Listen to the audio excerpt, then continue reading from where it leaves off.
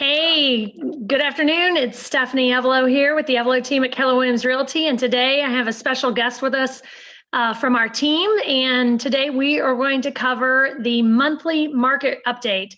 And so Bob, do you want to just introduce yourself and tell us about your background? Yeah, absolutely. So Bob Warner, senior realtor partner with the Evelo team.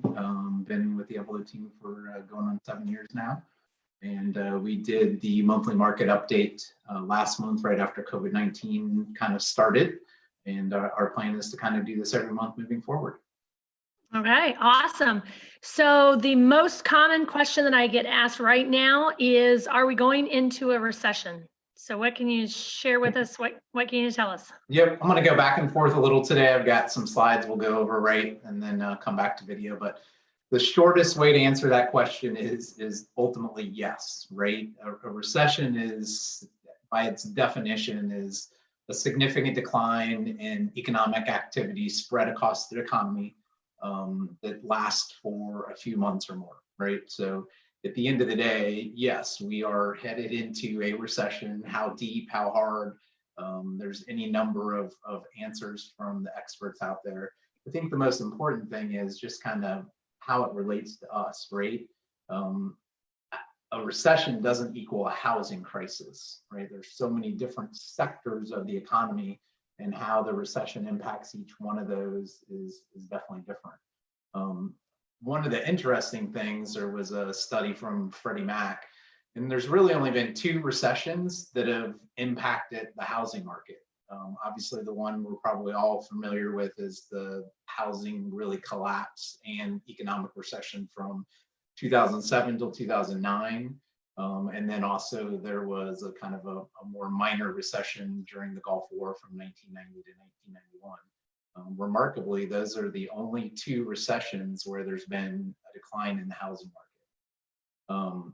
Probably the biggest difference in 2020 versus that recession in 2007 to 2009 is just there was an oversupply of housing inventory at that time. So the housing sector was really overbuilt. And right now we are in a significant low inventory market. So that's a big difference.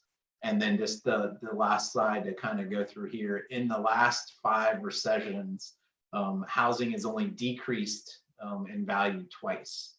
So 3 out of the last 5 recessions, houses and home sales have still appreciated. Right. So good, solid investment, no matter when it is that you're buying it, right?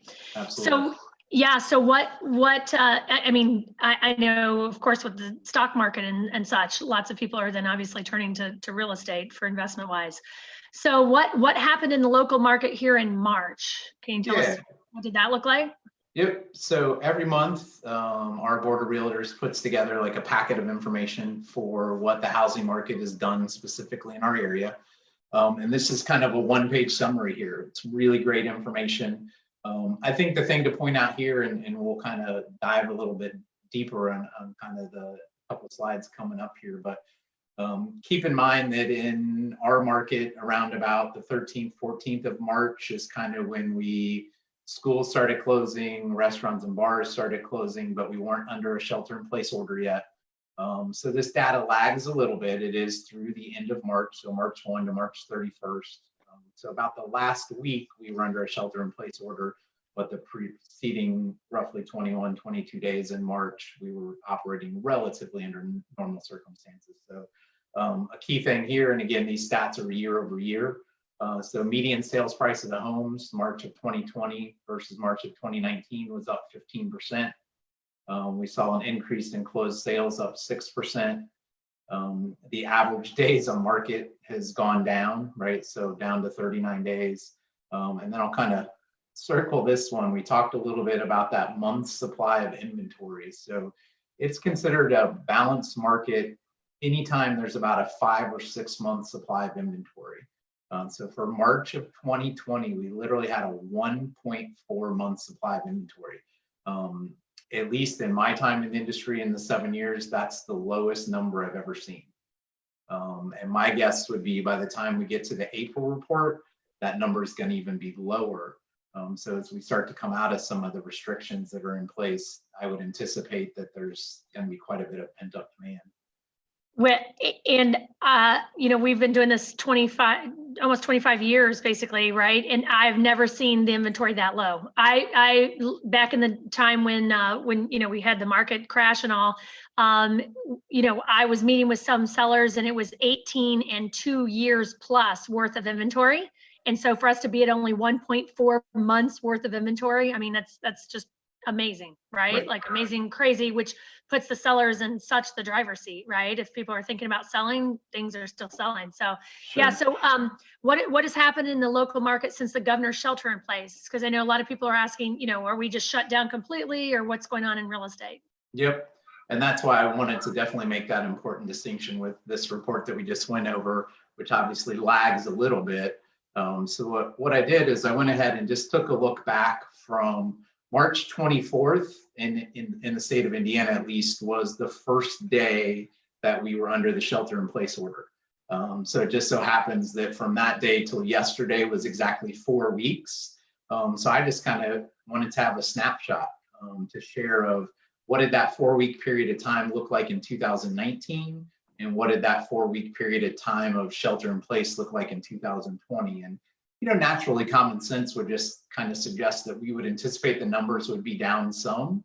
But I think the most surprising thing here that you'll see is there's still homes being listed, there's still homes being sold, and there's still homes going under contract, right? So you can kind of see here at the top, this is new listings in 2019 in that period of time, just a little over 4,200. In 2020, just a little under 3,000. So still in the last 4 weeks, we've still had 3,000 new listings come to the market.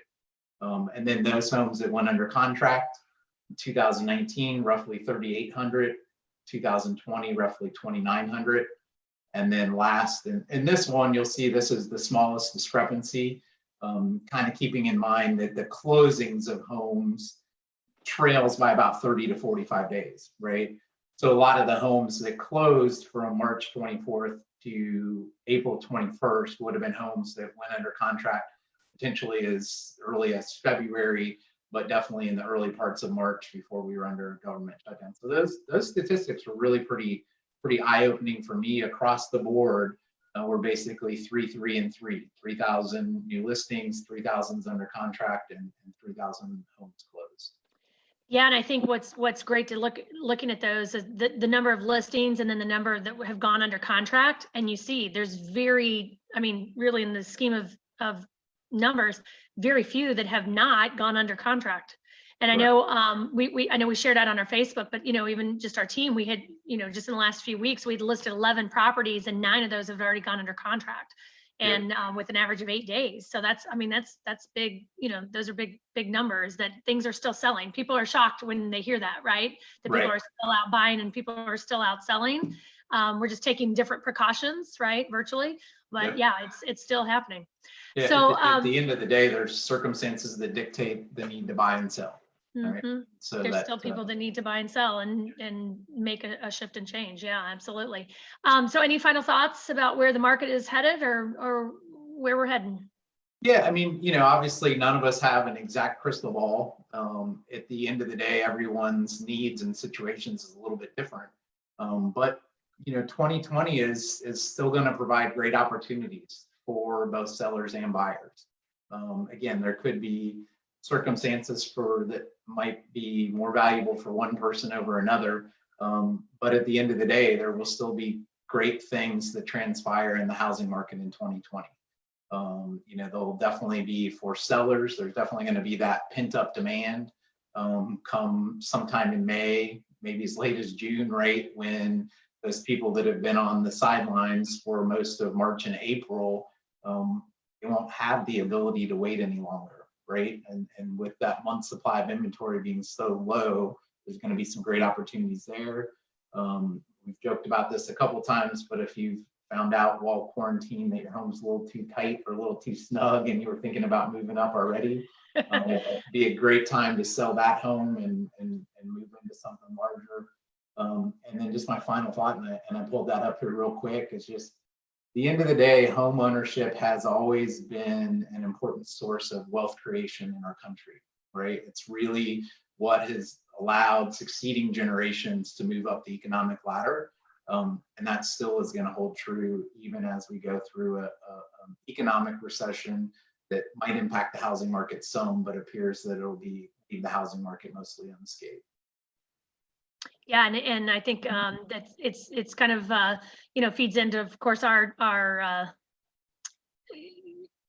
making a difference, changing lives, and leaving a legacy, right? So it's kind of like what a lot of people have been asking out on the internet of what legacy do you want to leave, and what legacy do you want to have through and beyond this COVID, right? And that's kind of something for people to be thinking about. Like, are they taking advantage of some of the most amazing time, right, to take take advantage of the real estate market at this time in our history.